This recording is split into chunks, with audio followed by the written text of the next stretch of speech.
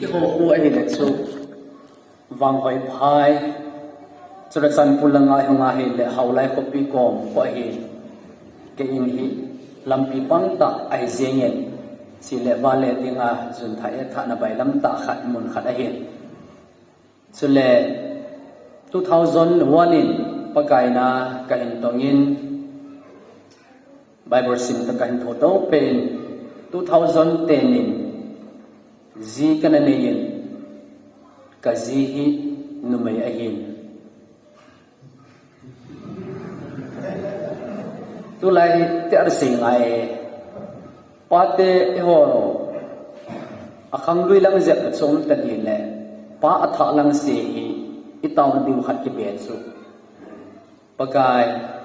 katsa numay ho dingin azidingin pasal pin lang pasal hodin aziding numay pin ti ataw ngai ta cho numay le numay kichem pasal ki ngai igamuwa ting set ai ja chu ke ka siwang numay ai ka ti zile eni satbi ahile pathin gopi chate hi pasal li numay ni ka chate ku pathinin ko ay pitain pathina kahin to na 2000 wana kahin to ahin tu hin mission worker wang chikahi po tu a ka to na hong sa hile infer New Lamden Baptist Church atiu masanga New Lamden Independent Baptist Church anekiti independent penskil na kila mga Baptist Church kiti to a tribal market nung na hawin ko hitsi hobung kun evangelist egoya amho topakai na kato ko mahin kutsilay muna den bang kaipon pathim na kato na ini kitho pyu heti kan se lo ai sule KCC hi kaya dinga kahong kipat na hin ningkum agas achu en molhai Christian Church achu chanpur kampi kana uma ningkum agas achu chen namon kan hiela to ai local church sa um kahi kum som ki to chet KCC anakyu mai ja chun KCC thu chu ati hema ma en senagina achum sobiten achum an bol pha no ba alo thelo ba na ke da la thu a hi mission lam dola se dinga wang hi Christian Church ki ti hi ken jong kana da ha nom lo le hoi ka sa ma ida la thelo bo thil ki gom kho ida la thelo bo khanna ku ki da la thelo Christian pathin e ho ngala le Christian ni na pa ki da la thelo Christian am hoyo sin sun ho in ne de church ku ki Christian Church ki ti chu ha pe dia lo sim thu ya me lo sa hitsi hi kada nom lo be ane hin zong le sin a yan na ong ki su lo ja chun Canada ha en ai pyong le katisan chu KCC heti kan se lom zo ai bo be ya chun imbacha gi gin mor dem ompon KCC hi aya ni mai ung ai lut mama isu pi sangam dong tam ta ong lai hi ja chun ke su neo cha kai se do ki hin te chule tu chunga hin hitsi gambi KCC mi ne ki hiwa man atam zo hi gampa man ki mangin e hola ne ki halu pon pha khana dinga hi min KCC te hi pin tha pom lo te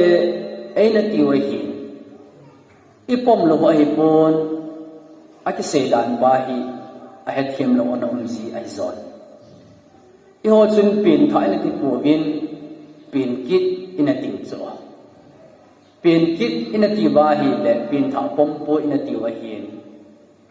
pudi lon kim ado na wa chun hepa pin tha na pom lo ham ta do ba hi le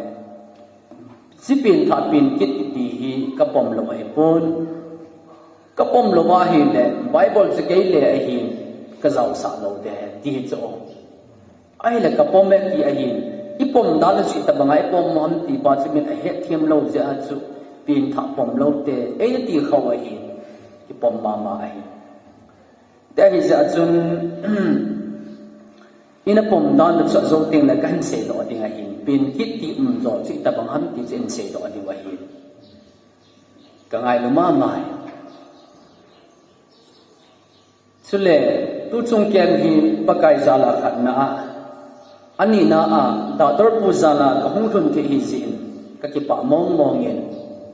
bir pastor masapa zan a pastor pa memento epivien bible school ani kim lai chun ke hon panel pa kanati wa hin ngai lu num ta chana ta kana ko wa hin selai pun pastor na pandi macun ka king sapon ka ti chu anakai sang wala ka ti ai pon ka koi numuna na pon na ke sun ina mai dana kana gel le ama ding chu na hi ki zom le hum ke he ya ama hum ki chon pha na ke kong san ke ja chu pathin ka thang pa tunin pa te mi za cheng si to ai ki mu tu thevin ya chun kin pa te ko ma ke si gam ka ya ka si ting la pa te ko ma het dinga pha chu Christian Church bang hi KCC bang se ipin pi hin Jesu bang ipin pi hi poi ti bang ya do ngai nei KCC su ipin pi hin ipa ipu i khanga ne ke ma hin Jesu bang ipin pi hi poi ti bang ya do ngai hong ding ka tha nom le zein a go bazang ti la go bazang tam be se le chu hoi lai pen ham jong ka he thei poi burzang an tikin dala burzang tam be se hoi lai pen ham nong ka he thei kit la poi ka hong wa he le hichilang gam kai ki hong wang chi che ra he ki ba lu khalo wa hi ki dang ka sa le zein ka hong an le mai ka hong pe na ko na chu sa ko ki pa bang hi tan te ti la hi nai pui 80 cc abana pa hi tan te tel hilo ka hong ol anu kha pen na nahi ai piong sa gam lai ka tin yong cha he di pui I chen na ho kan se hong ding hi zanil a chun bonding thu hong ki sei ta mane pur pom pi bonding hong ki sei chi ke nyam ka boy chang yang ani ole tu nge chi ngap di ta ka ki ho han news ka ba han wat sama tv news ka ba no ai la ka ki ho han na chun baro news san ngai kin bonsu imatsa ati sei no wa hele pung nivelen ki pan no ta te advance in hung ta te ti hi ka kiau na nai ale baro san news ka ba na le thu kha hum ki je ru chi pam tia hi le akil ha ong ding ho chu water supply medical download thu a in chu le ho thu a cho chang si ki ha ong ding an ding le hai lem khat kan ni ha le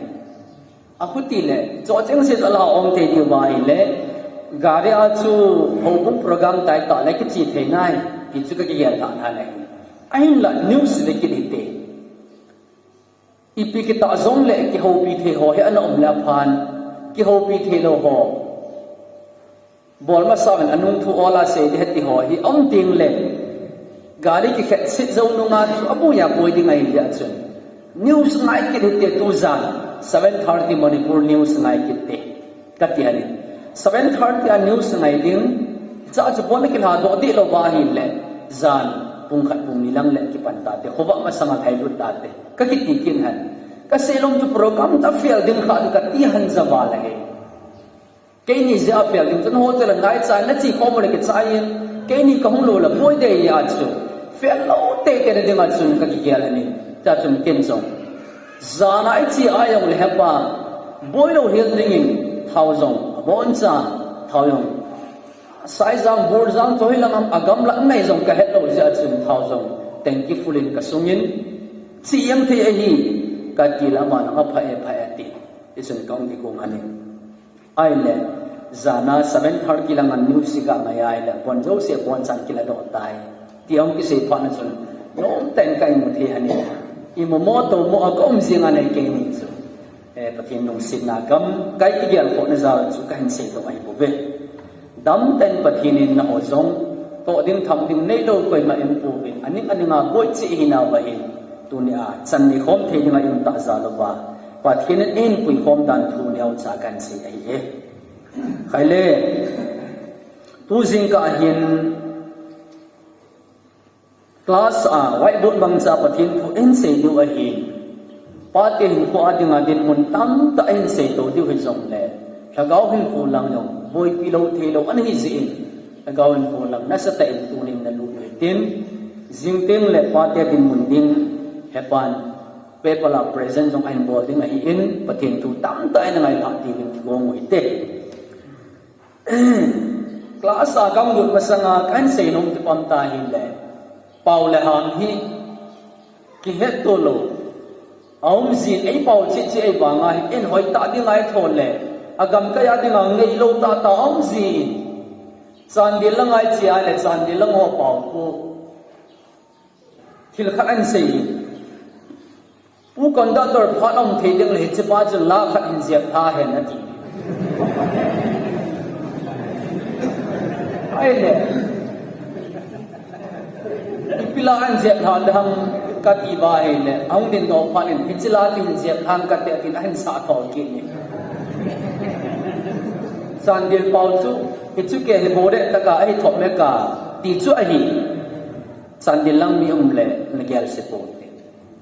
hita banga chong pau le san dil mi ha ti chu het the na khan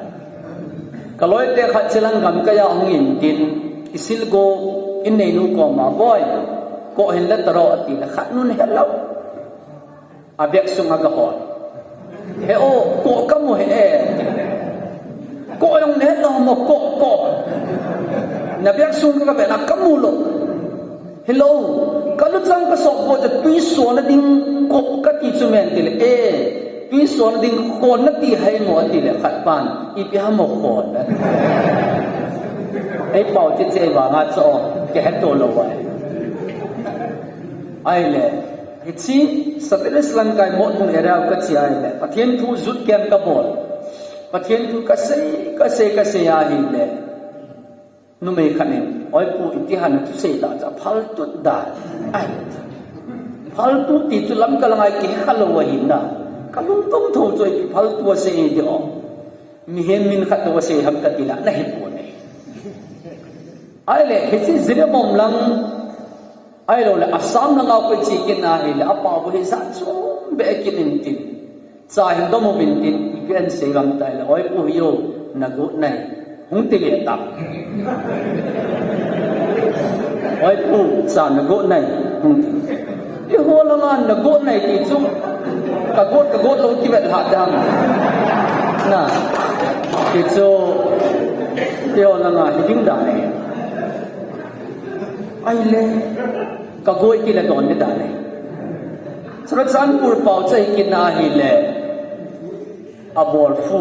na afu ti ho hi ong tam pha le srat san pur mi he ti he the na khat mai ta ba ma chu gam kai po ma hi ja chu in nei ta de mai tho no de mang ngei lo om khan le agam kai pau in de ti hi na le gel tiu hin te kaloi pan kang pu pi la nga chi da hin te bot khom do te ti le amu len ke yo hi khen khat ho bung gam kai chun ate ke ti cha selanga la wa hi chandil paw chun da te ti chu da te bo khen bo da bo ti ta banga ase he ja chun gam kai khat chun da te ti cha selanga la wa hi ta bang chu mai ai paw che che banga chu ke ke pu te chu le whiteboard manga chu pathian thu hin ke sei dingai ya chun ai paw in ji ting le acham kim lo tabang om ji sim do the lo be be zong om ji ai ji ma mang ki sim do the ji lo zo pasal khat pa ti na ji wai na tai sa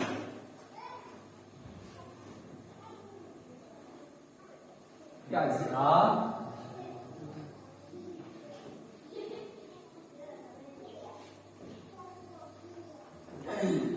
adaiya pitya pazi ai le asim do ke lo wa he ite simang kai le ha sana ati ta chi aminim po the mong lo ha sana aminim asim du di na zai ba aminim chu the lo bai chu ai la asang ha khia la ha sana ati wa nga I the de lo a chai na azino hongin tin ipyong tu se ya na sana chai mo ti le hasana zaman hasana atila buya hitsi ei pa ba mai na ei pa tidak ku ki pa tiang na mon ne the tha do pa tiang na mon ne the ya ei pa ba ki ti we a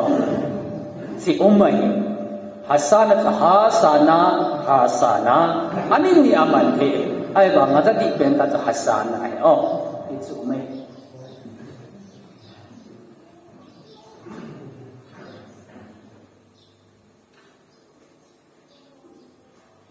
ya chun yam ta en si wa ai pa ai wa nga chu ta ba nga chu bu ne thi au ma hi le akisi hil hilovin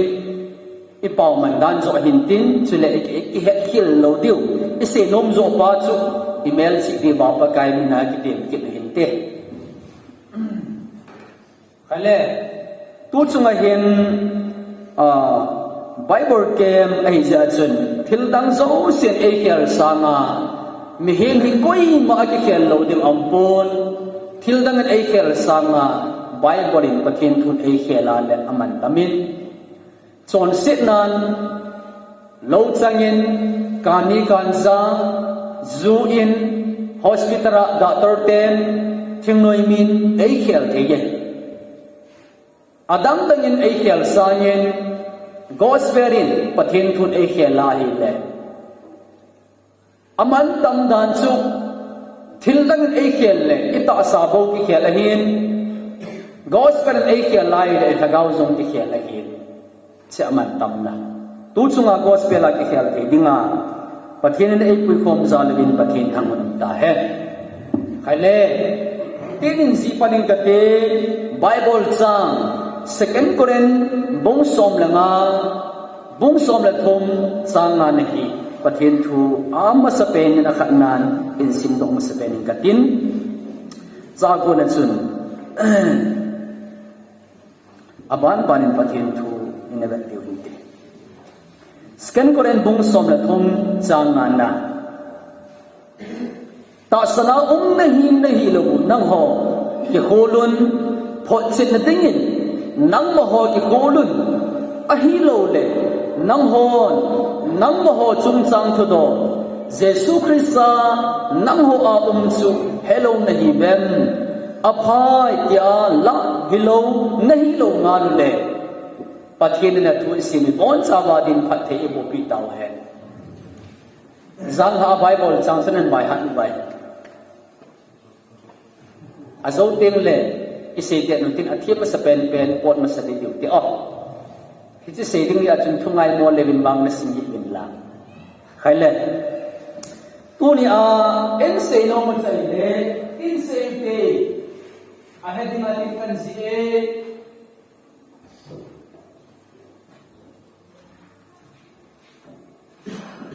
kuna kan ti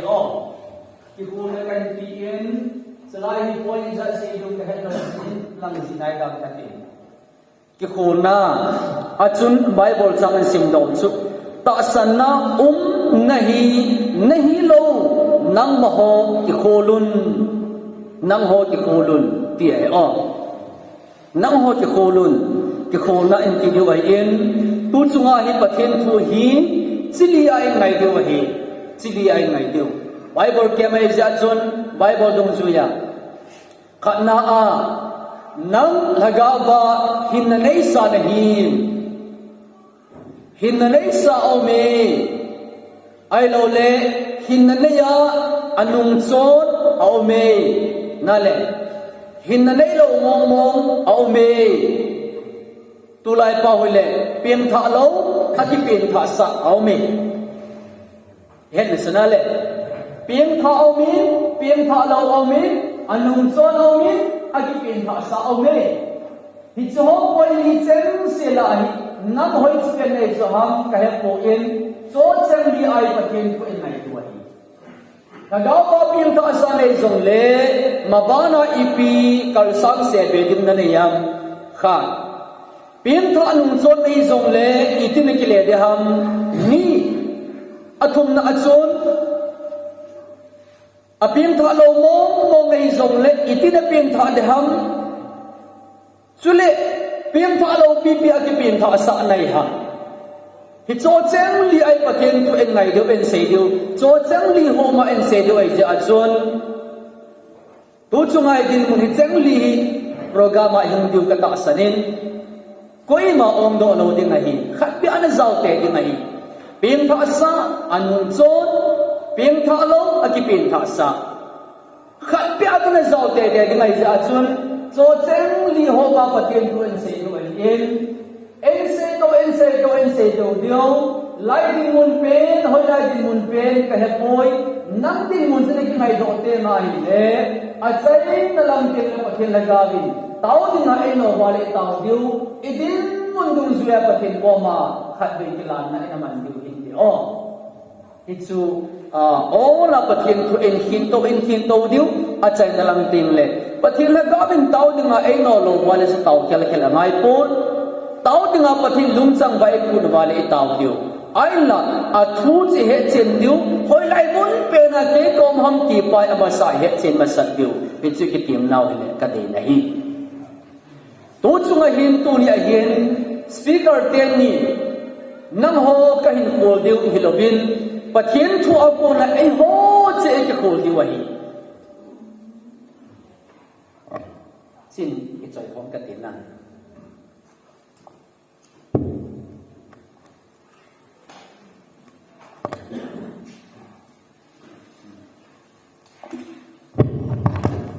pathian thu a ko na i ho che i hol so kai dio ha che men masama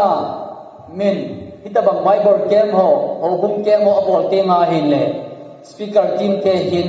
mi yung ki hol si a hi na sa ta ki hol na sa ki bor si a hi mi chu amai chang sangan ki ko ata sa ki bol hin tu lai bang su tabang chung talawa hin pathian tu ki sei na ko na ama ki holding ti chanai ta chule pa ke ma hi ja chu zu ke mo banga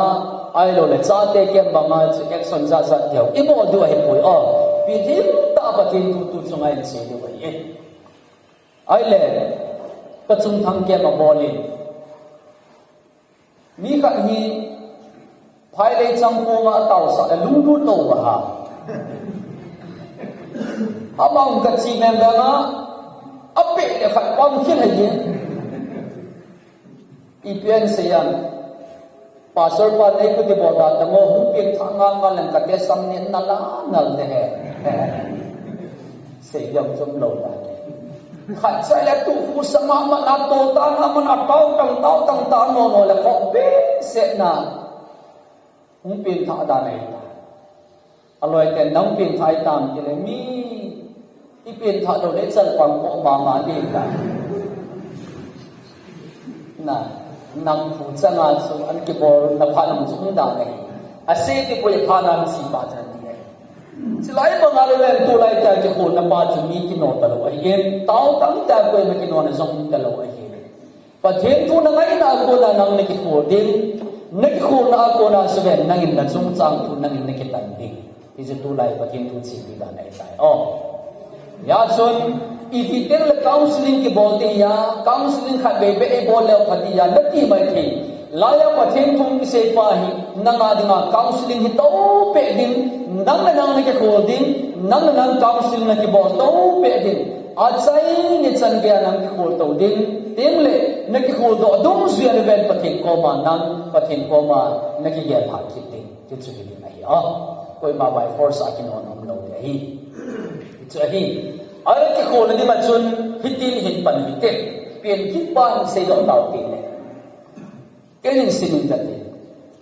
ve bin pa nei mai lu ze ta ba bitang pa ken sa te sa ta ve he chue ho hi zong in hi sa wa hi hi si a chu ba noi ei he lo wa hi hi chu ama a he lo si ko a hi Farzon bung thung chang khat na kan si mai khala turin he pa te ho question kan bolin an la answer chu nen don bo hi illang in gal ten mo le itia pathen sa I pan ham na itia pathen sa nahi pana itia pathen sa I pan ham ana gal ten mo le itia pathen sa I pan ham ki hi question ke bola chun midam ta in jesu risa hu in pul lem pa de mai ke sami a ko na tu pathen sa ki hi na ai lo ba hi le za na sei nahi ai la bible tung su ya e hon pen kit ki pa en sei don no ti a chen en sei leo hen first one sim now ti na sei in verin pan ai mai lo ze ita pa tam pathen sa te ai sa ta ve hi chu ai ho hi zong in a hiu a hi ti a sei pa pe me nai le hi chi bible chang kun genesis lang aga ko chu in ti a pathen sa I hi panom ti a hi le tu ni a krista hu hi pule lem pa dina nak san ni a chu pathen sa hi pan na hi pon ka hi pon e ho hi genesis sa pathen adam le evi asima ko na do pathen acha dina anasi mai adam le evi pathen asima chaman acha dina ain se mai in e ho zo se zo adam le evi akona kipani hi ze bachun le sit ni he ma pim zo si abon sa pathen sa hi ti chu chi ja akona ti hon pin ki ti pa en la da wai Lesin ni ma pim zo si abon sa pathen sa hi adam le evi ke pathen amana cha din asi mai in ki bo pi di ma si mai in acha mong mong din asi mai in ama akona ibon sa ma ping ai sa chun laya cha hi na pa chin ibon sa bin ei hum so bin ei power so ke le ti tu sin kai ga ya do te na ai le hindi ka te ibon sa mo pathen sa hi ba hi le negro te ko pathen sa hi le muslim te ko pathen sa hi na de ti khayong ki lai chu tu an ma chu muslim ho negro ho chu pathen sa hi ti ding chu henge ti chu bai le sen no ai ai la negro mi mong mi san mi en mi ka abon cha pathen sa hi ti inok theinau chu genesis be te na hi le sem ti la pathen mi an si be na hi le abon cha adam le elia ko na ki panahi ja chu pathen sa hi na ti hi kisay ngamai na le kisay ngamo ahile ikinoti ahile negro de muslim de ehozo ibon sa ma pathen sa hi ba hi le ipi igama ba bible ken kurse revival bol ngayam ibon sa pathen sa hi ba hi le vangam ilut mai diu hiloham itu question mai ho ta san ngom pi chi pa kan se ko ja chen chu kan ni le ibon sa pathen sa I ba le kem bon ngai lo kurset bon ngai lo ibon sa ba ban gam tu jeng diu hitalo hab na he pa ti ar se ti yaw mai chu anin la itina lai lu mai anin la ibona kem kurset revival se gam su ba hung ngai am ka hi le angai na poi chi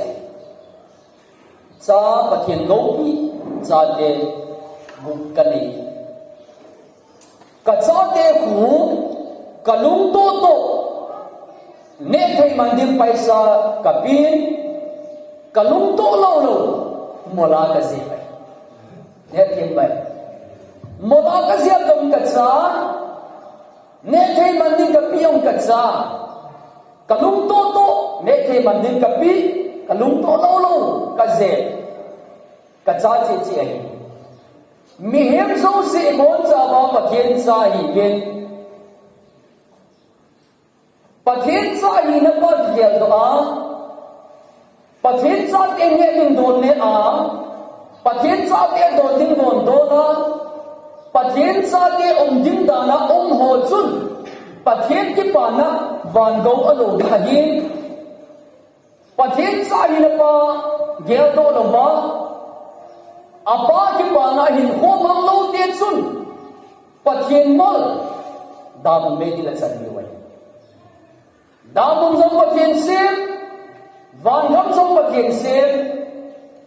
asim sa te chi chi ani nya ma di ma asim hong ki dong tali pathian sa hi na lagi gel do a pathian lung te in ko ma na le van go na lo din pathian sa hi na pa na gel do lo ba pathian do na in ko na ma na hi le dam me in na chan ding pathian mon ne ti na hi ya chun tu ni in pathian sa na hin pathian sa ka hi na a pathian sa ka hi na pa ka gel do na am ka gel do lo ham ti tu chunga ai boi pi di wai ya chun pen thai ti te nga hi le pathian a pon mong mong hi lo atha mong mong ti na hi pen kit en ti te nga hi le pathian sa le sa a gel do lo ja wa amang ave la hong ki sim tha en ti wa cha ko la chu Kuki Christian Church movement chun pen kit en ti wai pen kit en ti wa le adam te chun pen tha na pom po be en ti nau chelai point sa hin pen thai pom wa hi po I pom lo wa hi pon pen tha pen kit ani ni a kha I zong le sedan bang ki pang lo wai ti che het ki masat nga kan hin chen masat ai ya chun tu ni hin pathian sa ka ina pathian sa na hina chun ki khol na en se di wa hin pathian sa te chu itabanga hin ko man wa pathian sa te itabanga chu chon wa pathian sa te itabanga ne wa pathian sa te itabang lungge anei diu ha ti patin se di wa kale hitsu azuma ka se patin hil chen jamin ka te chen lo khadim kha ole sinali lo pina nali lo pina pasal khat pa apa paisa gun azamang ta apa ni pese yan boy hungkiletan insunga go zo se abon sa nam lo de hati chu achapa no asai bang bang achuna pa se bang bang hin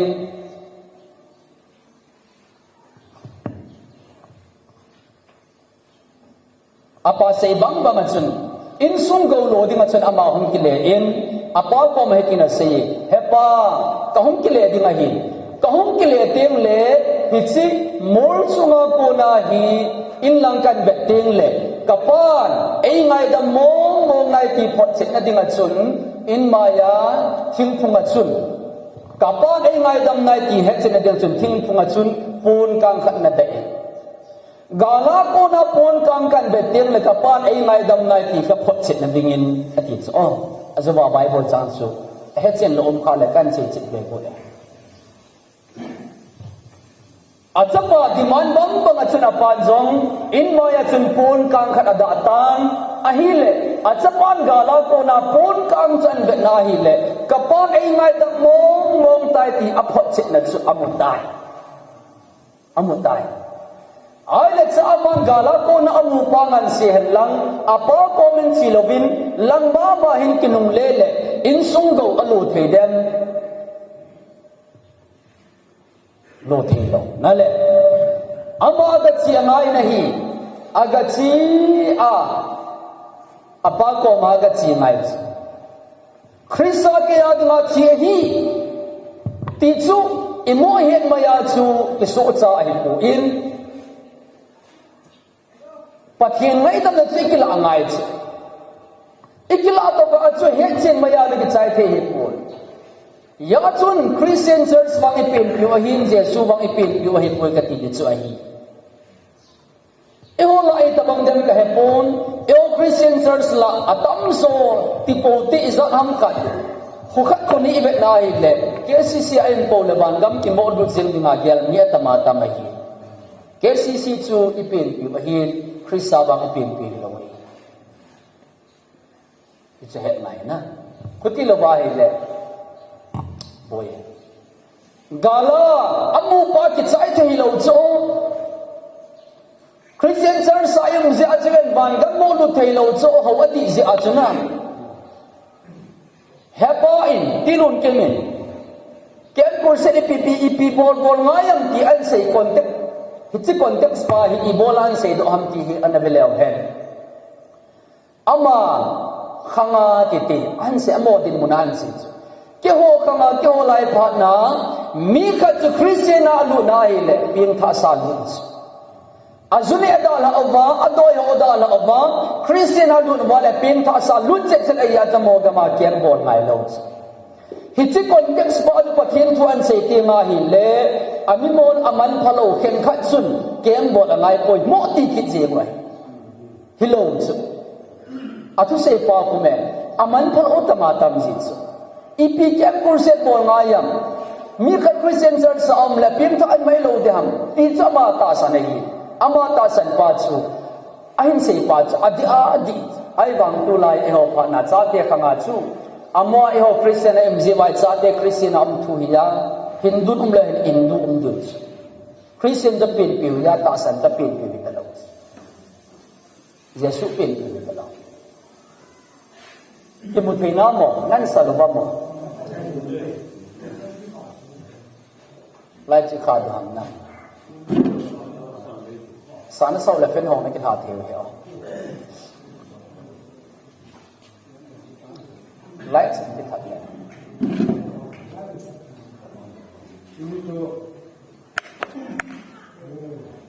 kita bangam le halo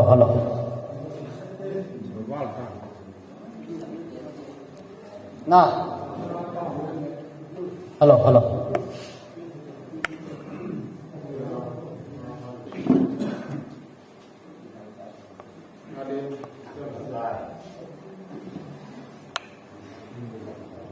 kim zong le cái chuyện rõ hay le aga chi ngai ai aga chi tai tiu te le chom tang ne aga chi in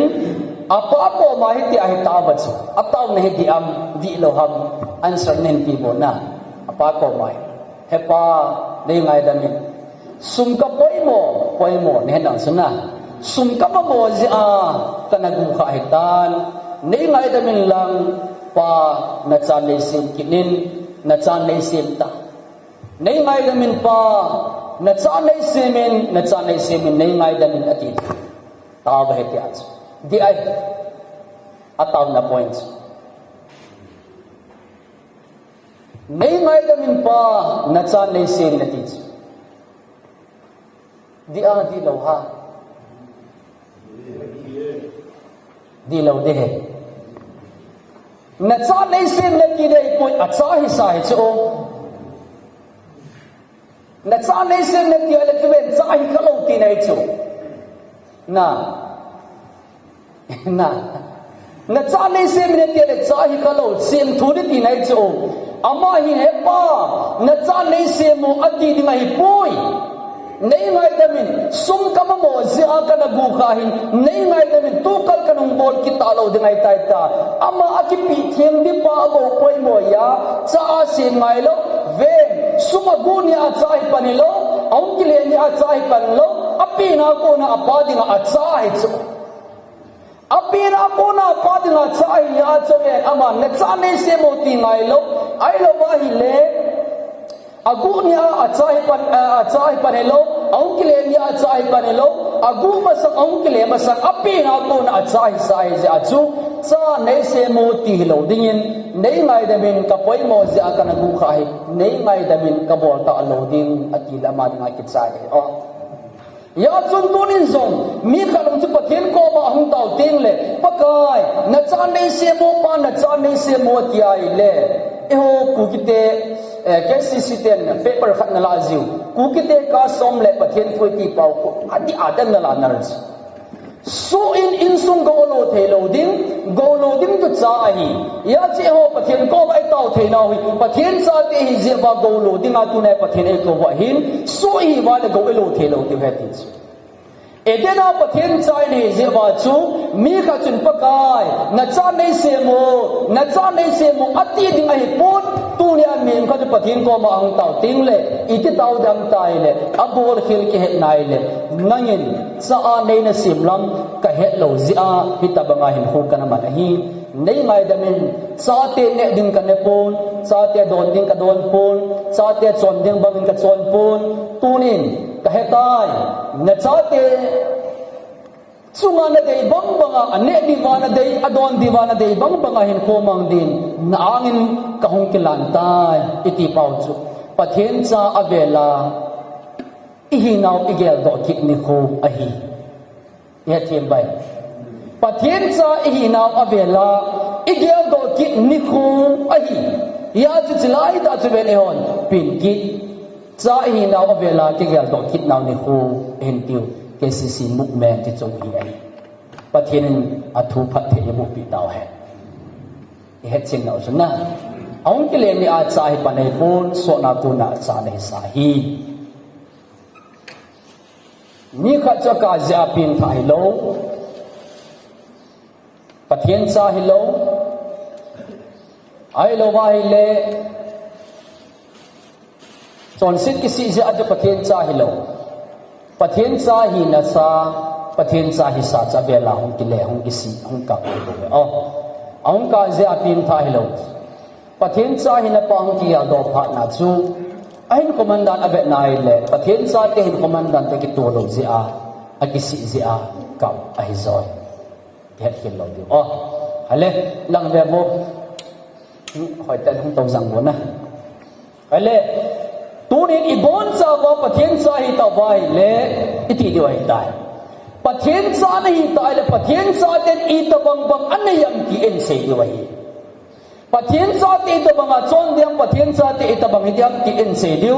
hi cho cheng se en se na ba ko na chu nang pathian sa na hi na pa chu di mong mong nang tin nang nang nong ki holding na di lo ba hi le pathian sa hi na pa ki su di na ke mai man di wai pathian tu mar som zo hai ale tin paning kate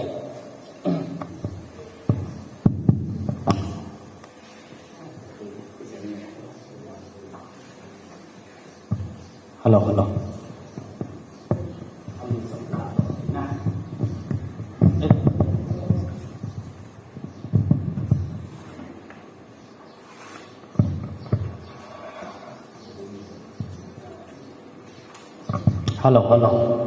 hạt dẹp này tôi lại bảo mình sẽ kít tàu tỷ lệ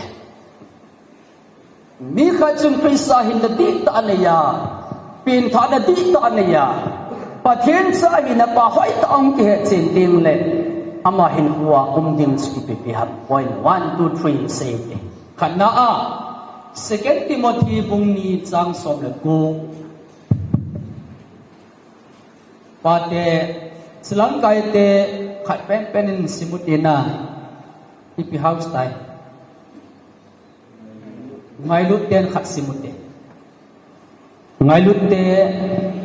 lut te in second Timothy bung ni chang som le ko nen ko do video ba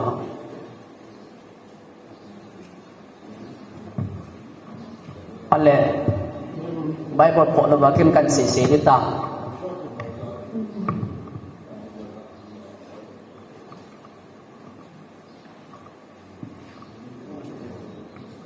middle line then is simple no line ho in second Timothy only sang som le ko bang lahat mo sa hello ayun la ko tu detta in adinai ay kasi me ayun la ko tu detta in adinai pakai jin ama ajang si ahi ahinai in mohor akinam kumin sejauh pakai min kasan ju adi lawa pun yang akan bangjir akan bangjir akan mang dan ikin mang ini pame en hasmi kate pathen khom bul pu de ta cha ding zing nai achunga hi chi thu hi kinama hi koi ama ahi pakai zin ahenai selai tak sekala no me pim tha ti ta tiu te tu lai pau gao mi ti ta pathian sa ti ta pim tha ti ta su ibihau ti ai le pim tha ti ta chugen pakai zin ahet ni ngai pathian thu mar so me pim tha ti ta chugen pakai ahet ni ai pathian ahet ni ngai Muri hingga, kaya kita nagaw sa ngay poy, kaya kita pathin sa ngay poy, pathin kaya hinang kipay kaya kaya ngay ni.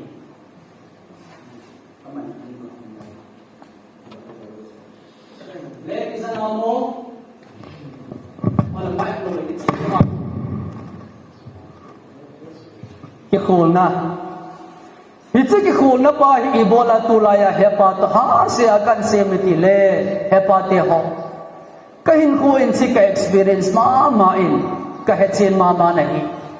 azechu kay 2001 pathina to nga hong kipan kahin 2002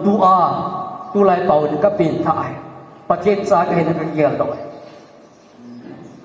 2001 pathian na kan to 2002 kapin tha chwen kidam tai kapin tha lo wa nga chu kem bola ka chi a kurset bola ka chi a loile pai ho to kem kurset ka bolwa counseling ni ka bola mi zom pim tha hi ai bo nga chwen kapin tha lo ai te pathian ai man the thawai Matthew bung sayit kam som nilakhan na chile nai le kinasin hini le mi tam tan pakai namina thu ka se helo ham kay kalunggela chu pathian min pana thu se ya pathian min pana khil kidang bolta a wan gap lu loading ti chu hi thei ponte ti hi kana ge la hi ai la kain khon ka he chin mama zengin pakai namina thu ka se helo ham ati deu kay man nang ho ka he po ve ti a kay man ka se pi ding hi ti a se ko ve kay zong khat kamin anaza oi chila van ko na kamin ki zilowa pathian na khat ka to hi pakai namina thu ka se helo ham hi chi ho lai kamin anaza man hi chom khat pim thalo bia zong pathian mi he man cha the song chang long mang thei pathian chun ei mang cha nahi kem kurset ka bodon counseling ka bodon miong a pim thai nahi ai banga ke pim tha lo thei ai ha nang chi ta nahi le kong ki ngai tu ji chu khat bei bei teng le pathian thui banga ka se ya ka pen banga kalhagawin ko mong gil ta kam ki ngai tu teng le van gam ka dun mong ding nam ti kam ki ngai tu teng le hoi lai mun aken krista huing pul leng pa dinga ka kisanam ti kan nung le teng le ka muzi pu nei ka muzi lo chu ka nung aboy mama zi aya aboy na khachuven kapin tha poi krista ka nei nai poi ga ti dim chula phale sile na satan man cha hoi ta do phale sile ti phale sile pathian na ken kurset bolai hum pot masaka yong khang lai sunga lam kaya na ki pama imam ki ne lo wa ki don lo wa thil siam ki bol lo wa tu evangelist song ki wa kita a kapim tha poi ga ti dim chu mi he tingam za cha am sila phale sile evangelist ka theta a silai tarvel sataran man sa ki ta phale sile na tu lai ga song mo mai be na le mi tam ta he be phale sile mi pa ka theta department alam kai ka zong kita a mo pon ka zong ki nei ta a tu a krista ka nei poi ga ti dim chu phale sile ti a se mi tam ta itu ka tin mun nei chulaya phale sile ka ti sa nga ko zo chu ve damuna ka ding pa chu ve a ko zo ki hi kan gel do pha na kain pu kam ki ngai tu min laban gam lu dinga egin sa ding ke la na lo ding ke kan hi so khoda ai le chlai chun kem kan bol ta kan hi le chlai pha na chu pim tha tel langa to bo tha lo tel langa to bo chlai pha chu so ka loi pan a tha lo tel langa to win langa tha tel langa to bo an ti le ka ki khur bo dai za chu to na di ka het lo pim tha lo ki pin tha sa ki ti hi koi ma het pi lo ba in khu again thi dan he ziam lo koi ma ko ma sai theo mi lo ipo na ki mama zim agena ke gen thei til pha ga bo ta ding zong hi zep lo ngang hai mam ta diu hi zep lo akala khan ki ding in tin pim tha lo ki pin tha sa hi bol thu bang ha mo ngai krisen hi ko ai bol thu si thei lo ai le cha chin hi chin lai na hin ato na lang lines last line na hi to na khat ong cho bench khat koi ma cha to lo ka chang si aga to hi mi hin bet dinga chu a pim tha lo ho ga kai asung langa ke ki holding lung thiam changa nei pum pama pathian ho wang chu ha thabi o ha da ha mo ba tàu nó cái măng ta về tàu nó mi pin cái man phá lo ba he mi ha tàu ba tàu tiếng lệ pakai lên ngay ta mi chọn si cái hi cái tiền à tàu ti ông chip hoi tiếng ai lệ pakai à tàu te pan pin evangelist cái hi ja chong mi chọn si cái hi cái tiền chung nal talo chula à tàu te ông chip tiếng là tàu ho ngai cái tàu pi kit lệ quay man het rồi duhan này ta pathian học kiti pathian lung hai na ki ho do zo no wai kai na be be ki pathian lung han na ki ho do be ti dan ala chai la hin ke zong koi ma chaum lo ma hi zana lal tin king hanga lal tin na tiu ka ki da nim ho ina ka chang si a pathian ko ma ka ta wai zan ko ba pathian ko ma kang ta wai le ka ha tau ja ka pin tha yong ai poi Krista hu hi pu leng pa dina ke san dinga ki ya la na su ka nei thei ba la wai ho wa ding kun la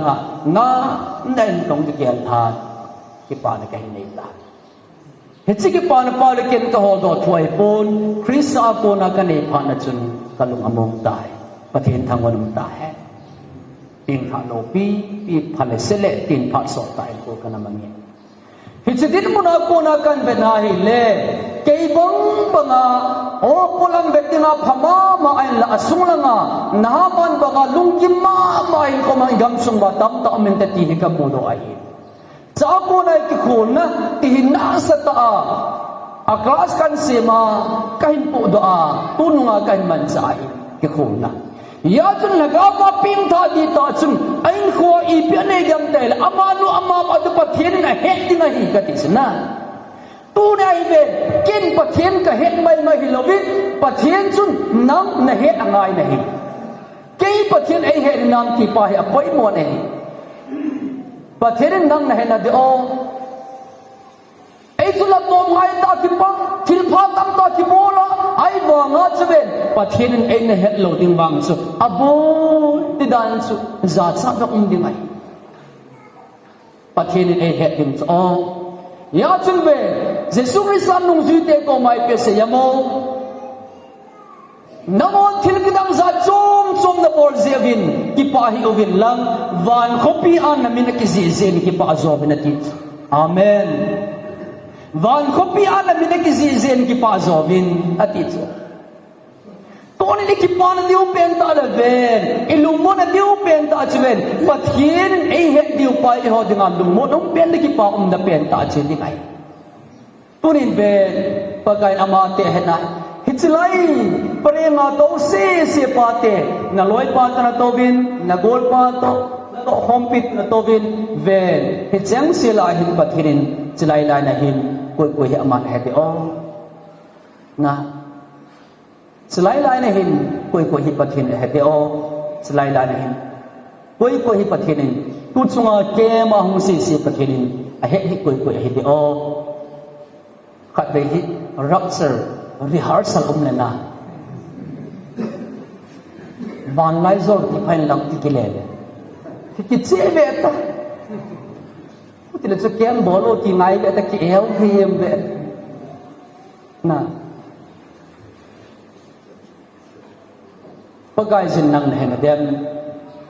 leisin mi hem khanin bon milo pi khan ei het na hi le ki pau maung so na mun khat airport na hin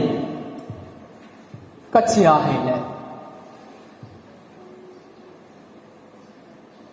mi che ho khat hin ei na het chu en ki hello ka chi le ei che en pu ni he em tin ka hep mon ka tin kai chu ama chu ka he introduce ki bon na no mo sa hi o pu so pi ka che di ma he ti gang te pau to so pi ka che di ma hi o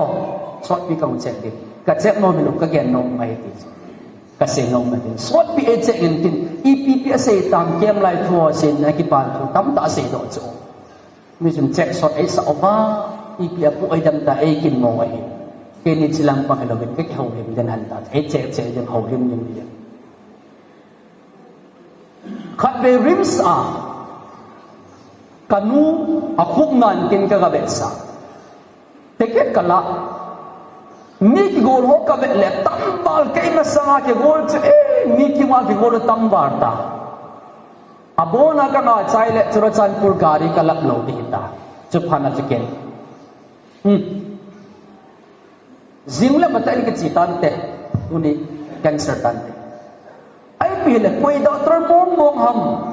ga ki ve het katin kyong ka chi kang nga parmi zom lo hi la chu parda ga hon tin koi doctor ham ta ka be nai le kamel hel khat nahi be to doctor he kin na nau te khat ka ho ba mur ho ya doctor he kin tung dim na kan ni cha pa nahi lai jam chu lai tong ni ngai kin ka ta san lo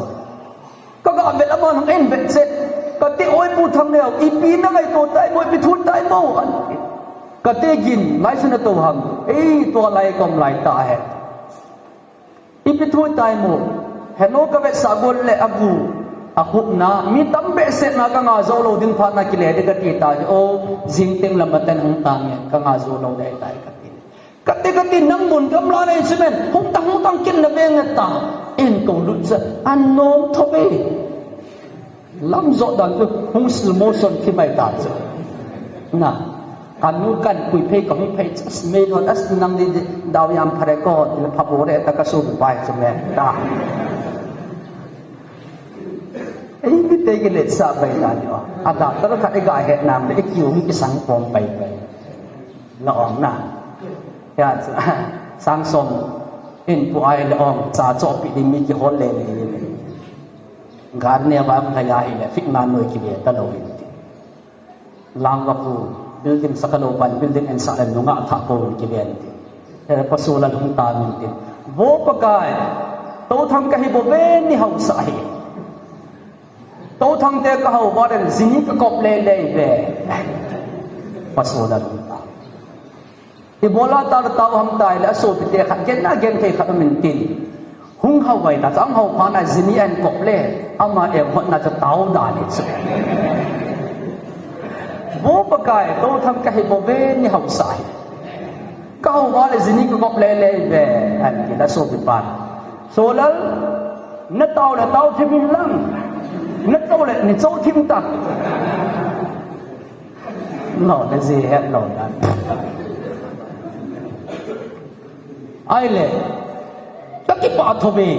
ka ga be se beta leisin mi hiam khat da tor khat mai boy e ga mel het nai le chupa nga ki pa na au ma hi le na leila ban sempa ban pa khirin e mel het ding si itki pa da ti ham ka ti chula yad leisin ki pa na sa len zo ban ki pa na ka nei tai mi pathin a he na pathin to hoi ta ki mel he ting na koi ha ki pa lo dinga ya chun ki pa pen jba mi ti ai le be pathin a he la pan kha ding mi hem bang ki pa mong chula ki pa bai turin hepate Christiana kumizat yoma pathian ho kumizat pathian e ho na sungahin pathian chu nang na het mong inang ti turin gilten gel lehen kanomin hi kaloi pau khai min thang MLA nong ahin zui twin chu MLA election ke chai ta MDC election en ni kit diwai na MLA election ke chai ta ito na ba do ba e ho hi election ke kapoya ki boys election team le mithi tho phat khat dong kini ta na election team mithi ho hong tho ji tu election ho ka pa hong tho he vote ki a hong ki bu pi te ka ti la ka mu ka na chi ki na chom khat be amun ka ti ko ni ya mithi tho phat election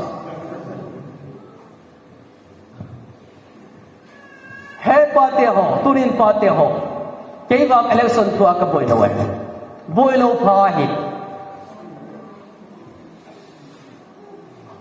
ka in fencing a zong koi ma cha symbol ka ta sa lo kai na zong koi ma flag ka ta sa lo azin su congress flag ka ta a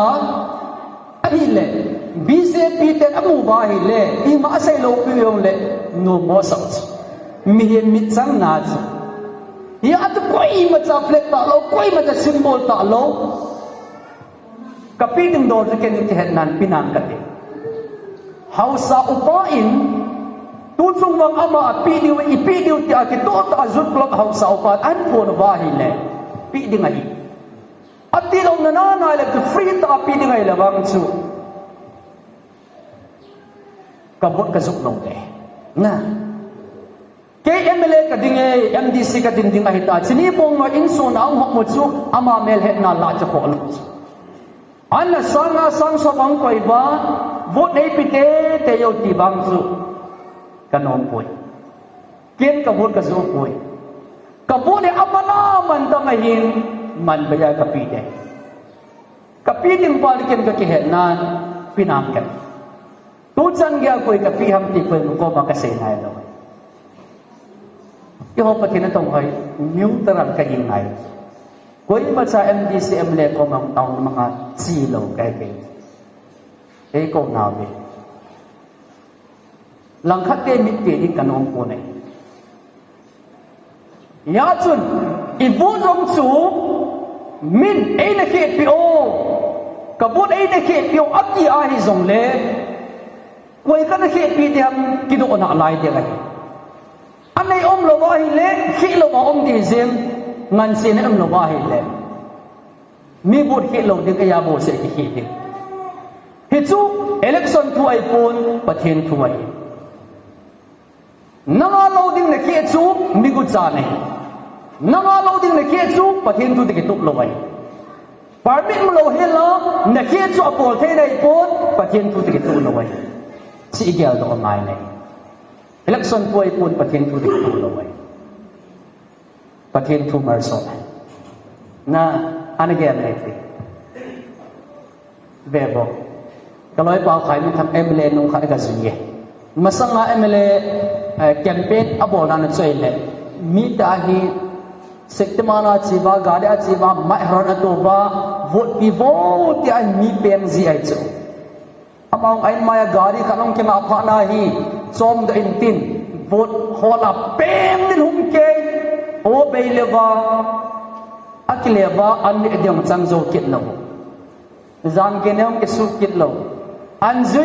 zui bai le ami zui pa ong kai do tai ong kai do pha na hi ga chin tin adang morong mi biya ba kila ata aje ba morong kil khat be kila ate ding ta aga chiai le MLA pa ko ma e bu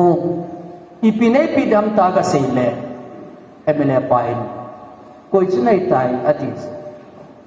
iti da na hit san gyan na nga dinga ki ha pa na agam sung pa aha pan pen ki ya nei he lo ha si ezen pa ko ma ezen holy sin la do te mo ezen holy sabet do ba hi le kaloi pa khai min thang min zau lo bai si ezen pa no mo sai in ezena zau zau si laya amin ka zilu na hin nang minapan lo zin ima cha chan kan pi thelo ti ma hin gyal kheli na ti ta alung han ge ai ti alung han ba nga abol dan a system pa da di lo ai cho atongo tu lumai cha ai ba nga chu ga chi ba si present pa ko ma kamin ana kumo ke zong na hodinga kang hai dinga hin ikai kha bai le ne gel da obit amin na ka khum aman amin khum lo hela campaign bo the nai ta campaign amol hai se nga hi le chan a nei lo wai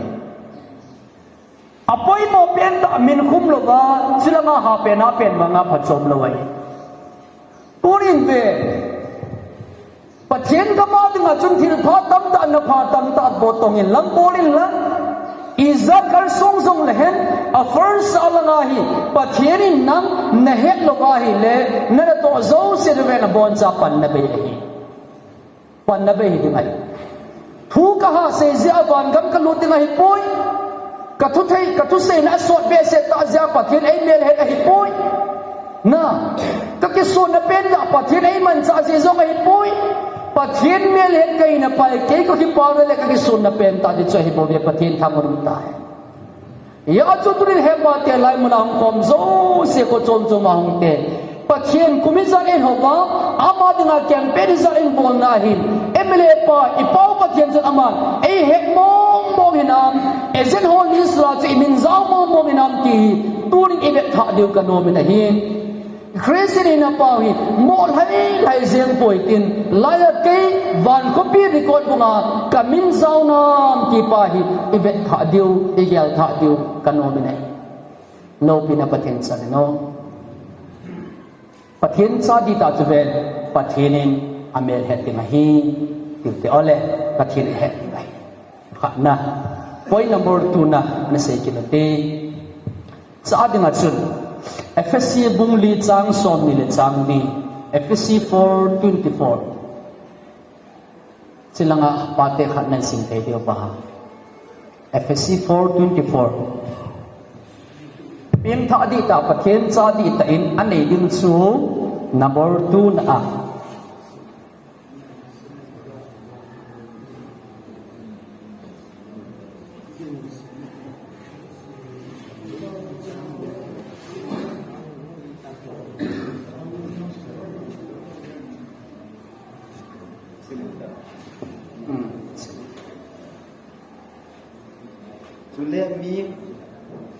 Sule mit tak chu kibonun itu tuta zon phat le inna pathen hima asim hitai adi ibon chan je subren khat le ka timoti the Bible chang rehearsal khat le ka se te Joshua bung som ni ni chang som langa kha ni thom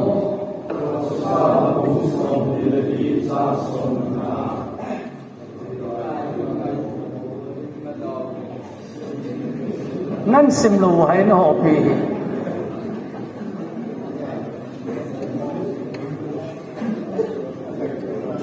nan sim lo hai bo no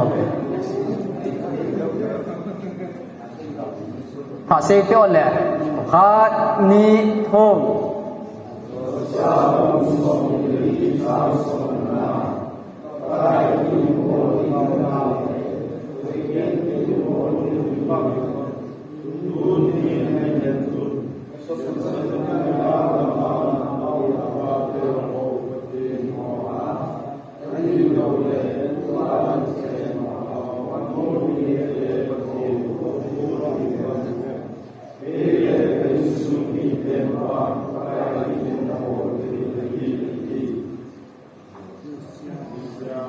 amili pa lo pa choi nam sau sau je ba na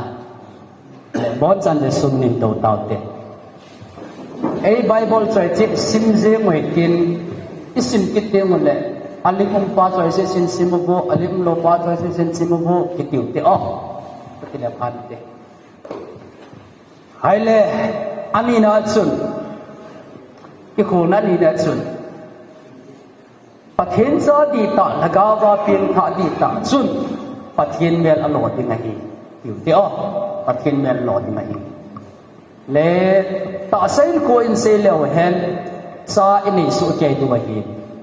ซาเตหินป้าเมลนูเมลอโลนะครับสมสุเกไอหินเราหักหน้าตุจุงาปาเกนหันอุ้มเหเจเงินอีหอดิมโนเปอร์เกซีซีปาเกน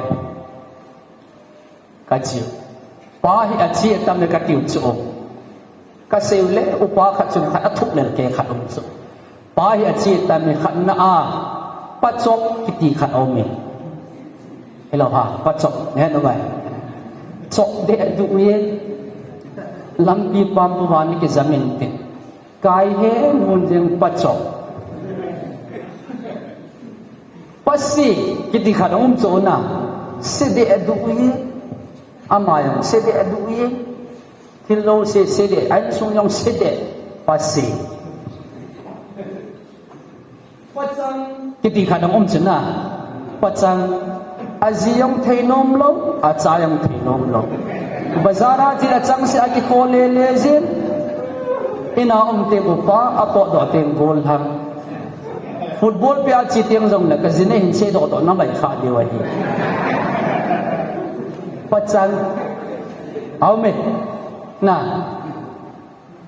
บองเอปาปนายโนนุไปมิติงอีบอร์สิเด็ดปนายเนี่ยเขาไปปนายคู่กาตงเขาเลี้ยวจุนอันนายโคตรเจ็ดเดียงเบ็ดตัวน้องหุ่นสุงายปนายตมาตำจุฮัลโหลปาเตนมิติงบอลลุยเตะเลยอันนั้นบอลวนนับภาษาสักภาษาฮิเองเนี่ยหงโลหอยตาทุกภาษาบอลเอเจนดาอินโฟนก็ไอเล่สิ่งเสียที่อุจจาระก็หงโลมโลวะเห็นหงโลกิตเลยปนาย assembly and ball team meeting and ball team le ang ngay dan hin say beta la kel din ka ti hipon ka ngay dan ka ning say ka ti ang ngay dan an say din at say na thupa sa ama say pa chu I amen pi lo vai le hung no ta beta hin ball wo ka sa pel pol ke na chi tang na ti hung sa do pai panay na anu hat ho hi gazol leo chun ang hat kin mal ngale thu zo hi lo alung ki lo bol kha lo teng no kit da let a khoi hat panai na Christmas pon ho pungin hizaza to ding he ityong le phun anom jong le phun atam jong le phun no ye panai katiwai le tingno para pate khat chu pachok tun asu kha ke ipi sei wanga chu lung hangai chu halexele cha hi zat kineta speaker ten pachok ai ti mom chu ama ke tiang lo cha pachok chun amat khai chu adon lampam pawan ke zamji ji a chu ong pachok chun atto kha be se in iti le papa ka hi dehan tiang ni follow program ka chikin wa chun papa nei ta pathin thangon na no nang tu chunga ipipa nei ham pachang nei ham pasi nei ham pachok nei ham na panai nei ham pala de pen chu papa na papa muyo se koi ma lung hang lo ati tan dan kho chang cha azung asai among ga ko do a in hun chana koi cha ten an su bal kha in ne teng le I hon ding te abal tho ding zong le I cha ten an su bal kha cha ki lung hang mong ngai ki it mong ngai papa de yo me pathian sa ki khol na an ni na chen pathian sa di ta chwen pathian met alo ding a hi I cha ten I met alo ding hi na cha ten I met alo na khat chun na lung chom na ham lit ham neo ham na ipiham na chai lo cho bom ham ngo ham khana zo si thip ham le kha thip ham ipiham na chai lo ai ole mi khanungen lang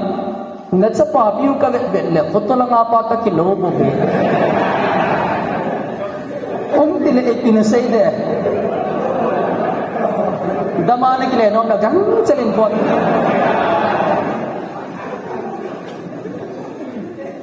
oya khuta na nga pa te kiloweti chu num lo vai chu na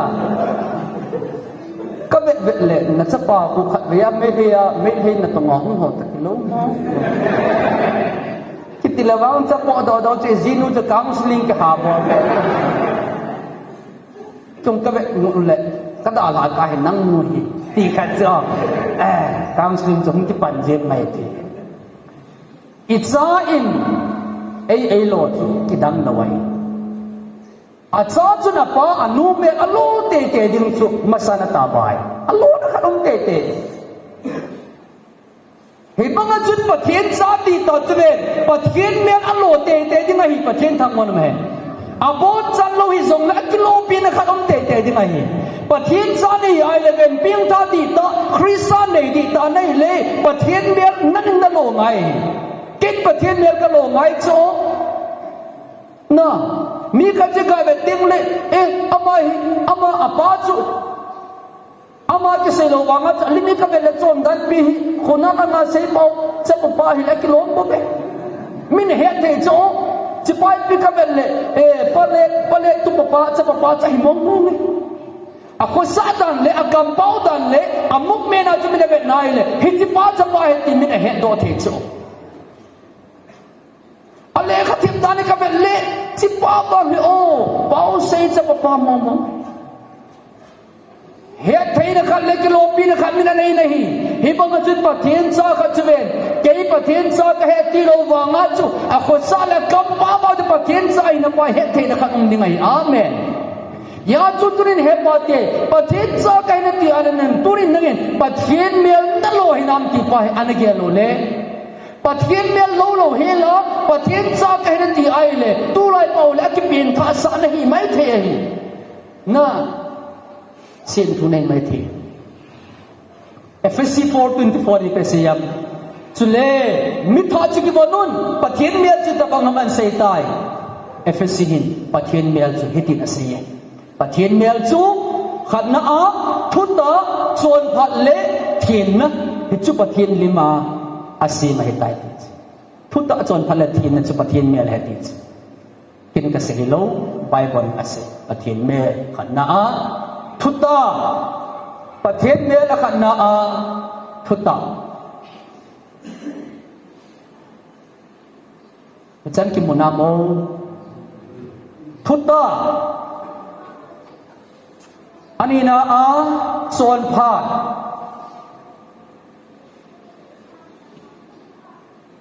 le thien na thuta chon phat le thien na hi chu pathian mel hadis ya chun pathian sa khan a hin ko anei ding chu hi chi a hi khatna a thuta anei ding ai pathian chu mi thuta hin ama lim le mela e se mai ya chun adam zo aman thuta dinga asima hi adam banga pathian ho zong thuta dinga e se mo hi thuta ki ti pathian mel hi thuta in pathian mel lo ko te nanga thuta na hapate ho khatna a in chen lo chen siam nau le sum la pai ne le chai ho nau le ven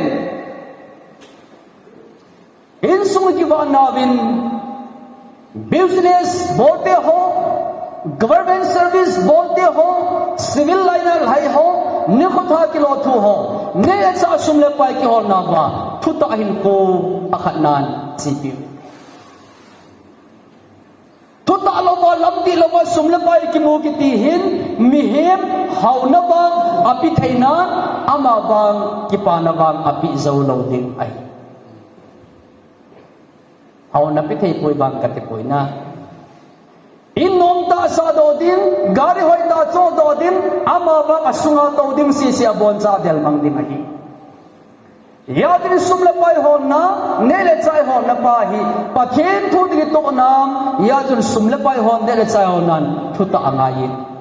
i government service na to na thu ta angai ne i pathian ho na thu ta angai ne thu ta te thu ta ya jadi kam sung wa kain ben hi le lam ti lo wa in chen lo chen hin se ma sum le pai mo zo se chumen aga arzari beti nai le nui ne sanga kana atam jin hi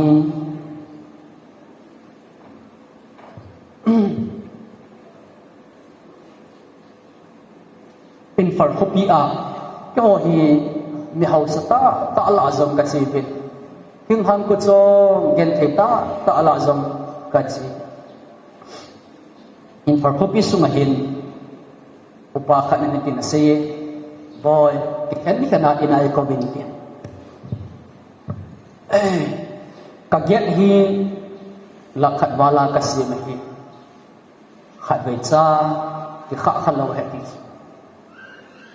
aget lakhat wala si ma khat ve cha ki kha khalo ipi phachomam ka ti na so bete itia dum diu itia po diu ki hello hin ki kha thei lo he the song of ke get 30,000 ka sim chu phazo chu lakhat wal man san ma ka dei pha na ka ka no pha na ka hon le ke chai ama lakhat wala ki sim sang ke ya 30 man ki sim oi so government service ka hin kabol thei ma man ka director par ka thu lai ti kabol thei lai ta chun paisa tam ta hung khat hi ka hele a abon sa ke ya ni ma ka he lu phet koi man adi poi e poi adi ati han ong chi ta ne le ke sa ma ching zo them zo ong ki se pha nin in koi rin na sa tang pha nin ka ne bu ka cha gu ho bon chan ong ki man do tai ti tu hin ina e ko ba se tu hin ko na din ka hi in ko na din sin ka hi ka zo le ka wang pha hin ka zo lo wa hi le hin si paisa ka bu si akro zan khana chu building ka sa ka cha te service ka chopi a khosa ka hi bin pathena ko na ka bu lo ne ku cha ko na ka mu hi zin ka cha te long pathen he na nei pu bin ka cha te ho na amel ki mo lo an ko mun khana ka ne khom lo na kum khita na itia dhuna por ki hetalo hoya bu ne zi hom ki hetalo hichu ka en sung dil mun ahi innom ta ka sa ba ain sung nom lo ai innom atamin in sung nom atam boy ai le cha chu ven yap ta chlai ko hi ka zo lo ngeng ge ya hi le university akona thim hang ka chen na ma ka chi din ka service of bon sa kilamang din ka cha kyang bon sa boy din university akona thing hanga me hol bola ka ki pat kit dum ki ho din ma ban hai apya lai ta chun min bo the isawin soma kharang tam pi pen kahin hawin sanang gun chu pen tam to pen kahin alagaw mi pen hat pen da na ei ge lo hin tua hum ki ba to pharin ven koi ma cha kai na ki tha din koi ma amlo mi ten ei mu na ven zero a e ta bang ai mu ai ta zin ka tin mun jong ta bang chai ta zin i pi ka ti de ham atin thong lai chen mi pa khatam ko ti so nai ki chai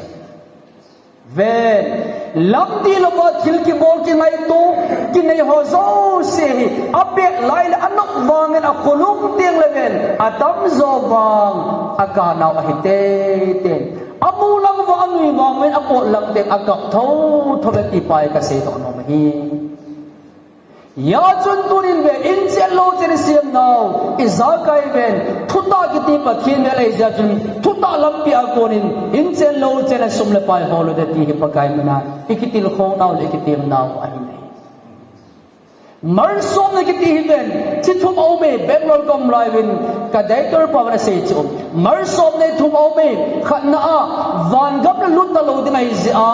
le phat the bu na be sam he na ti a phat the a bu loi au me ki ani na a apai phat the ki bu le hi cha ko na ke e ge do kha diam ti a phat the bu loi au me ni athum na a pathena ko na phat the na mong mong au me thum au to cheng la chu nang chan choi ai de ong van gap na lut na lo ding nei ja chu le phat the na don ta pathen na dia don ding a pathen phat the na bu hang ai lo le pathina ko na mar som na chan ha cho chen tu om ne ve tu ni ya chun sum la pai ne chai hol na vel thu ta hin ko delote pathina mar som ipung hin leo khat first ai minute som ba na lai hin ane he thim de chi first ai ha ai di na chna minute som ba aban sei katte da sein kho ma sumla pai de chai hol na ba thutta mai ai po in ki ho pathina tong ho zeng zong ki hong ka ki ba anau chu iti le amer sin pakai na ka to hi pathinin ki ho dinga ki ba na ba e sin pi ta sana ka ki ba anau ta ri ta ti ta se dinga ki pa sa lo yo a ki ba anau thalo pi o ki ba anau chu se din ki ba ma cha ki depend ni chu ki ho dinga ni ko tha ka ki lo business ka bo tiam pi the ka lo ka ki ba anau siong hi to dinga ki ba anau ya ki ho dinga pathin na choi ka ki ta ko ngai ka kita alo vai le ka cha tia tu pathin tom kai sewa tu mer so ma do mo don don diu nai sai lo pathin na ka to na ka kita alo vai le ka kita alo ga ka ne du cho pastor cha te gandri cha te tam ta mi mo ho zo si apa te kita alo het dia ka se na bang hi lo vai ni kim ka pathin na patet na zong um thoi na an na ka ni chu apa kita alo zi a pathin ga sa jang kha the he ka ti gel kin po it's why lamdi lo ta pakai na ka to theinau tam ta omai for example te ka thu izun kain komin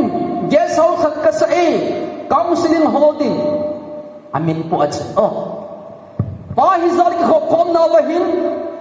challenge kain bol tai challenge kan bola la mi hizar ki khom na hi ki pa na zalan na ki pa lai tan hin ki khom leo chum izalam khat na se do do chun lak zalam khat na sinan se da utuben sang som ma ham khat chu gel sau sa nan mangin katin counseling hon adang chikin kiman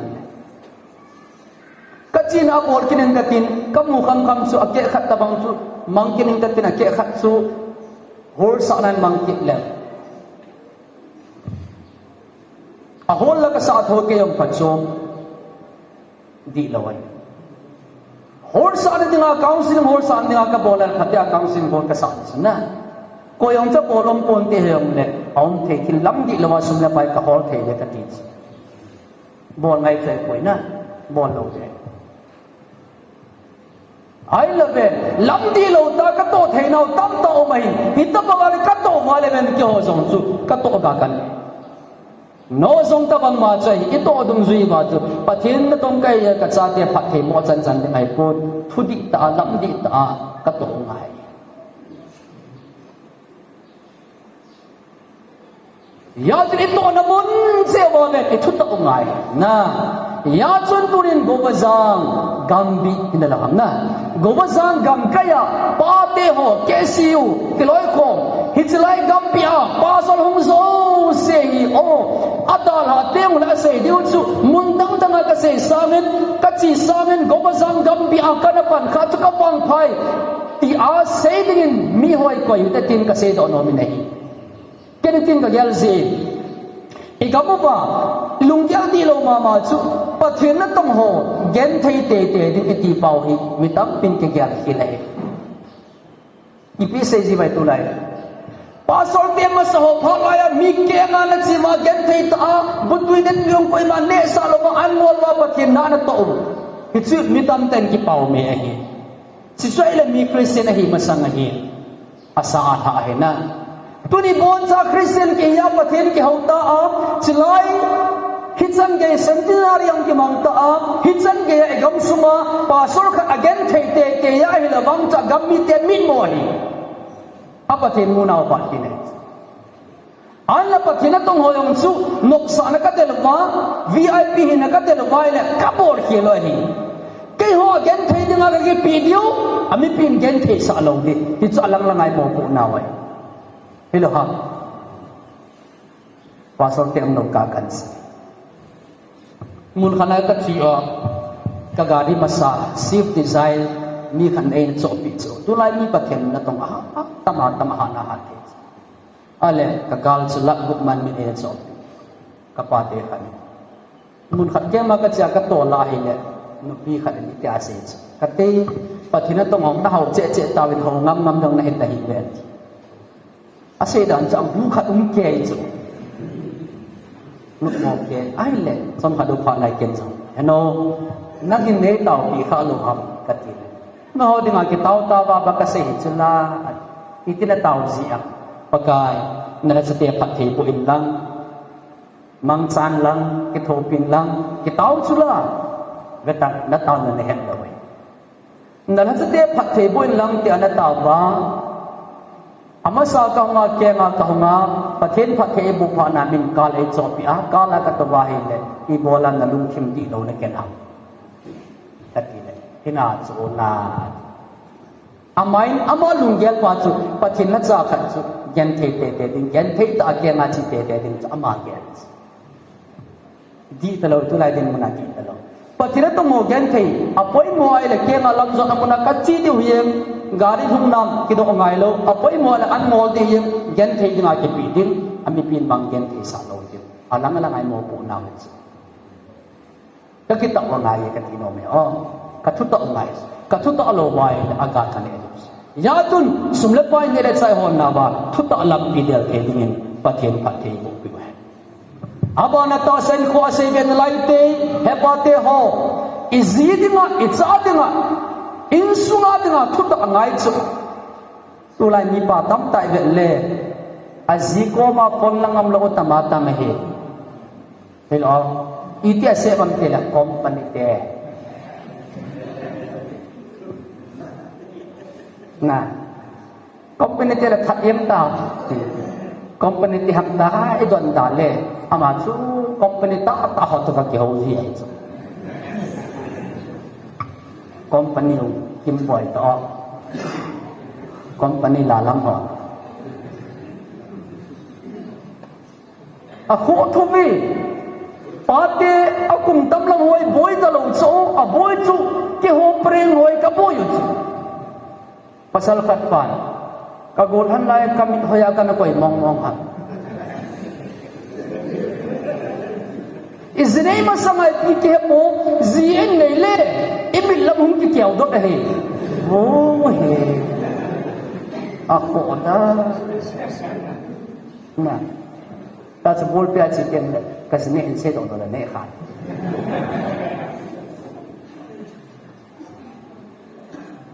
in sung pa holai gol lam na antichrist otama kita mahi ya jin pasal khat pan to ka zia tha anu alui nu sang na phat zoi na zo lo sin second kam in first cup khel khal lawai first cup hoi te te hi i bola jin lung hai the lo mi ti ai le na ji chu mi to na te ka zia na lung hai the lo wai i ji chu mi to te ka ngai lo chu pathian to nam to ki to che dinga pathian npi ya chun lung hai siam yang ta a thai zat pu yong le chun ayong ai ka chi ala kholai ka chi teng la ka te min oyapu ai ti cho in lun teng le izinun chapang bola in bol yo ka tama tam ji chi teng la chun he ti dinga oma ai yong le izi tu phalo tam tai le iloi la pai dang teng teng man hoi ta zen ki thau thau tu aphai na tin yong jo puru le chun I chomi hi ve ta a cover se ki mui bo asung lang ki munai lo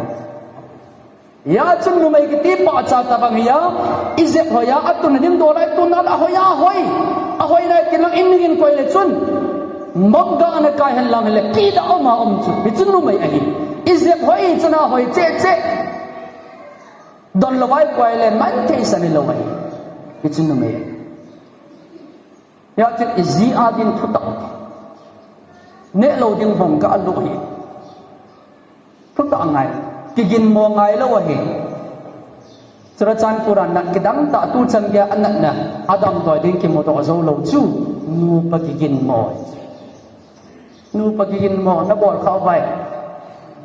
bol hi tao alo lo bapinan CT scan ke ka le zum lo he alo diom lo purpose in ka tong tam ka cái gì mò mò riêng nên lầu tẹp lên xếp khát tàu này bị tăng ngọc bấy hi lệ cái gì mò nó đâm đòi ông lầu apa pen ta chuven izia dinga thu ta ngai ka ji khu ba tiang long se na koi ma ta ka gin mo lo hap ta sia ke ma ke mo ya koi ma ta ka gin mo lo amano e gin mo da hen ka kisna an mai hom lo zen no mi lang ha se da e gin mo da hen ka kis e gin mo da hen ka pi ngai lo cho gin mo thei lo dinga ka o mai le se ngai lo kalau dan ke phone met gotem le ka injin ke ai lo ya nom sa di ong gade akal hai do se la ko ma kun arti se ting ka tin nunga khat pole len ka tin nei jing mo hi o ti le thei lo cho ti sanga tuen ka gade atan nu me ya nu me ka po da le ki chai da tor khai kham ka po le le ki chai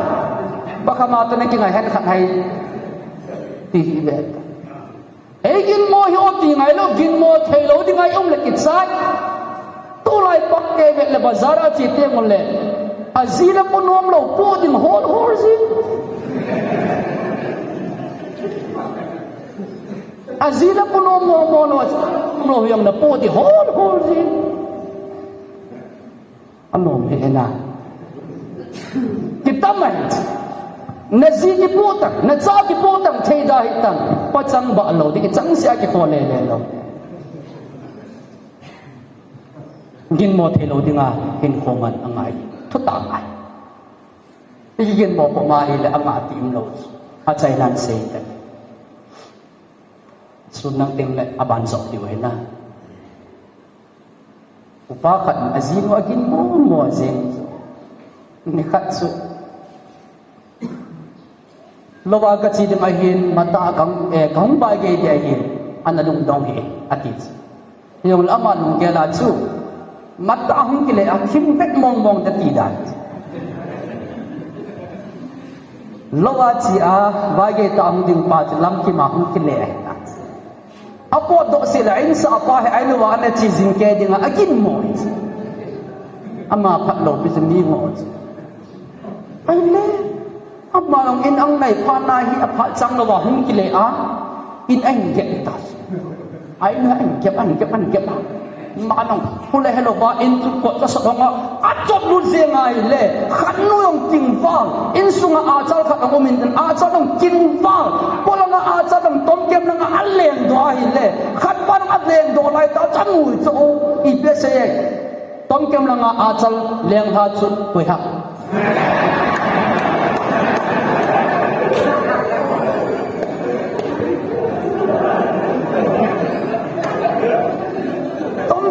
a chal lem do chu koi ham ti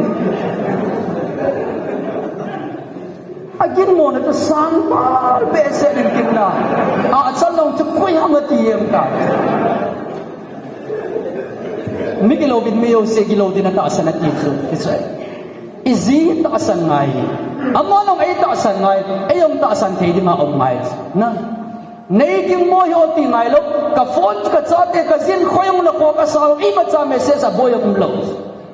ka ga ri a chuven koi ma ma kin mo the ka po lo ya nei king mo hi oti ngai lo na koi to na ki ho ji hai mo ti yong se ngai lo chu gin mo thei lo ding a ka mi a te gin mo lo ji ngai gin mo thei lo din om tam mi na gin mo ti lagau ti la ya ta sa me boy tem lagau ki pa thei lo ai ya chun turin pathen cha ten pem tha bi ta pathen a he dim ani na achu pathen me alo ding a hi pathen me khat na a thuta ta sen kwa thuta ise na la hi hagawin kwa thuta ise pan nai lo ai chon pathen me na nga na thuta ta sa hin ko a sumle pai hon na le izi cha ding a thuta hin ho del theling in pathen phat the e bo piu he tao nen pakai pathet tu jing ka phat ma sapena nei pui khom vin phat khana din phat ka hen sai te ta bi namin ka thang ba ove hitsan nei pu nau namin thang ba a ma ban pan pi ngai cha e son lum ke nei pui david jesu mina na ko ma kang tau a hi amen kale kon ta pan phat la in